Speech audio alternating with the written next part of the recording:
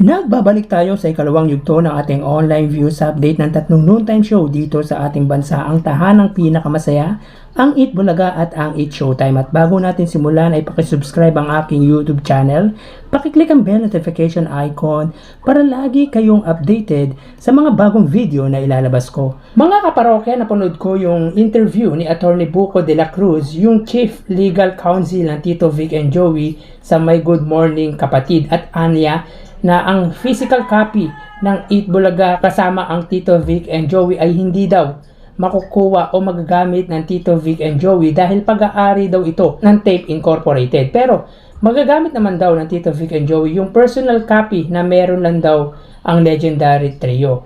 Nakakalungkot lang syempre kasi halos lahat ng archive ng Eat Bulaga with TVJ ay nasa Tape Incorporated dahil sila yung producer nito noon. Pero hindi din daw pwedeng ilabas ng Tape Incorporated ang archive without consent ng Tito Vic and Joey. So talagang maitatago or hindi na talaga magagamit yung mga past episode ng Eat Bulaga with Tito Vic and Joey. So sana dumating yung araw na magkasundo pagdating sa ganyang usapin ang both parties. Kasi di naman din ikakaila sa golden anniversary ng Eat Bulaga ay malaking part noon ay ang Tape Incorporated na pinapamahalaan pa noon ni Mr. T o Mr. Antonio Toviera. Sana mamagitan din si Mr. Antonio Toviera o mas kilala sa tawag na Mr. T sa usaping yan kahit pa sabihin natin na napaka-imposible na mangyari na magkaayos ang dalawang partido. Hangad din naman ni Mr. Antonio Toviera na marating nila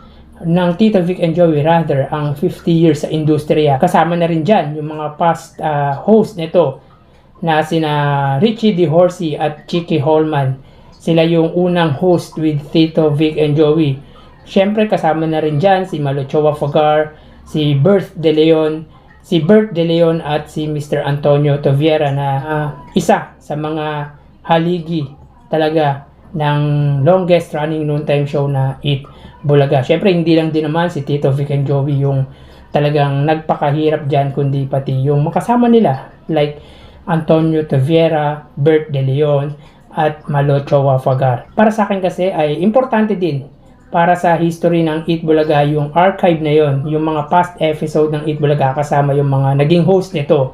Sana in time ay magkaayos din sila kasi parehas lang silang di makakagamit ng mga past episode o sabihin na nating archive dahil hindi sila magkasundo. Ulitin natin, sana mamagitan si Mr. T sa usaping yan at kahit sabihin natin na suntok sa buwan na mangyari ay para lang sa kasaysayan ng Eat Bulaga with Tito Vic and Joey ay magkapatawaran sila pagdating sa usaping yan. Samantala, yung TV ratings naman na lumabas nitong January 5, araw ng Biyernes, ang tahanang pinakamasaya ay may 2.9%, ang Eat Showtime naman ay may 3.4% at ang Eat Bulaga ay may 4.5%.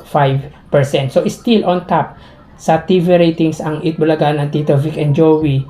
And second, ang Eat Showtime, huli naman ang tahanang pinakamasaya. So 5 consecutive days na po na number 1 sa taong ito ang Eat Bulaga sa likod ng mahinang signal at mababang reach ng TV station na pagmamayari ni Mr. Manny V. Pangilinan o mas kilala bilang MVP. So tara ating alamin ang online viewership ng tatlong noontime show. Para po sa tahanang pinakamasaya under Tape Incorporated Facebook page na may 324k followers sa Eat Bulaga, under TVJ Facebook page na may 1.9 million followers at sa Eat Showtime na may 16 million followers. So as of 1:24 PM, ang tahanang pinakamasaya ay may 667 live viewers. Ang Eat Bulaga naman ng Tito Vic and Joey ay may 7.1k live viewers at ang Eat Showtime ay may 17k live viewers. So click po natin para po sa tahanang pinakamasaya, sila ay may 667 live viewers.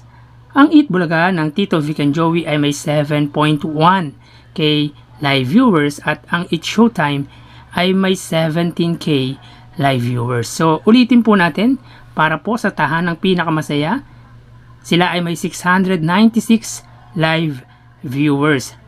Ang Eat Bulaga ng Tito Vic and Joey ay may 7.1k live viewers at ang It's Showtime ay may 17K live viewers. So dito sa Facebook Live ang nanguna ay ang It's Showtime, pumangalawa ang Eat Bulaga ng Tito Vic and Joey, at pumangatlo ang Tape Incorporated or yung tahanang pinaka masaya. So mapunta naman po tayo sa YouTube channel, yung YouTube channel ng TV Network para po sa GMA na may 33.9 million subscribers. Sa Eat Bulaga naman under TV5 Philippines na may 1.61 million subscribers, at sa It's Showtime under ABS-CBN Entertainment na may 46.4 million subscribers. So as of 1:26 PM, ang GMA ay mayroong 1.6K live viewers. Ang TV5 naman ay may 47K live viewers, at ang ABS-CBN ay may 105K live viewers. So ulitin po natin, as of 1:26 PM, ang GMA ay may 1.6K live viewers, ang TV5 ay may 47K live viewers, at ang ABS-CBN ay may 105K live viewers. So dito po sa live viewership nila pagdating sa TV network, ang nanguna ay ang ABS-CBN, pumangalawa ang TV5, at pumangatlo ang GMA Network. So mapunta naman po tayo sa main YouTube channel ng tatlong noontime show. Pero again, as of today ay wala pong live ang tahanang pinakamasaya. So mapunta po tayo sa Eat Bulaga. Under po yan sa TVJ YouTube channel na mayroong 783K subscribers. Sa It's Showtime naman under ABS-CBN It's Showtime na may 1.96 million subscribers. So as of 1:27, ang Eat Bulaga ay mayroong 49K live viewers. Ang It's Showtime naman ay may 64K live viewers. So ulitin po natin, as of 1:27, ang Eat Bulaga ay may 49K.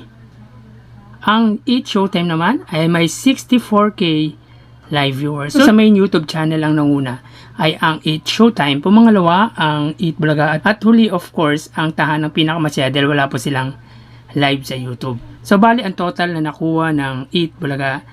So ang total na nakuha ng Eat Bulaga ay 96K live viewers. Ang It's Showtime naman ay nakakuha ng 169K live viewers. So yan po ang lumalabas sa kanilang online viewership as of 1:28 PM, at mamaya magbabalik po tayo sa huling yugto ng ating online views update ng tatlong noontime show. Magpapaalam po muna ako pansamantala, magsikain at mag-ingat. Thank you and God bless.